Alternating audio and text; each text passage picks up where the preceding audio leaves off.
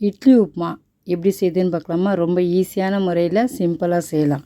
சாப்பிட்றதுக்கு இது ரொம்ப நல்லாயிருக்கும். ஒரு தடவை நீங்கள் செஞ்சு பாருங்கள். செஞ்சு பார்த்துட்டிங்கன்னா உங்களுக்கு ரொம்ப பிடிக்கும் இந்த உப்புமா சாப்பிட்றதுக்கு.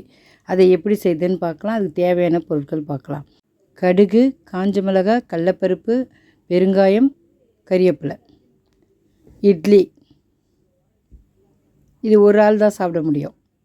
இதை நல்லா இதை மாதிரி பிசைஞ்சிக்கோங்க, கையில் உதிரியாக்கிக்கோங்க. உதிரியாக ஆக்கிட்டிங்களா? பாருங்கள் எப்படி உதிரியாக இருக்குது பாருங்கள். இந்த மாதிரி பிசைஞ்சா ஈஸியாக வந்துடும். நைட்டு செஞ்ச இட்லி காலையில் செய்யலாம், காலையில் செஞ்ச இட்லி நைட்டு செய்யலாம். அது மாதிரி தான் செய்யணும்.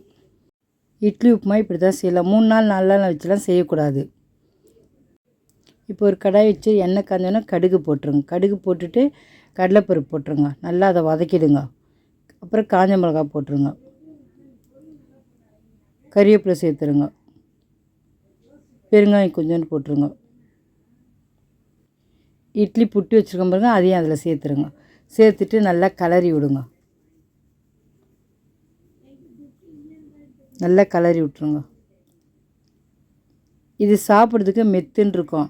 அவ்வளோதான். நல்லா கிளறி விட்டுருங்க. கொஞ்சம் நேரம் இருந்தால் போதும், ரொம்ப நேரம்லாம் வேணாம். அடி பிடிக்கும். ஆனால் நல்லா சுரண்டி கலரினா தான் நல்லாயிருக்கும். பாருங்க, அடி பிடிக்கிற மாதிரி இருக்கும். அதை சுரண்டி விடுங்க, இல்லைன்னா அடி பிடிச்சிரும். பார்த்திங்களா? இது மாதிரி இருக்குல்ல. இப்போ இதை சுரண்டி நல்லா கிளறிடுங்க.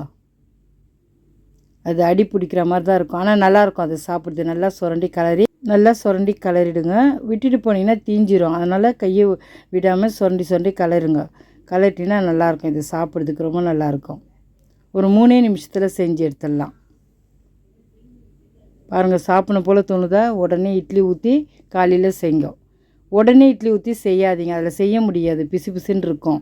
இன்றைக்கி நைட்டு ஊற்றிட்டு காலையில் தான் செய்ய முடியும். இல்லை, காலையில் ஊற்றிட்டு நைட் செய்யலாம்.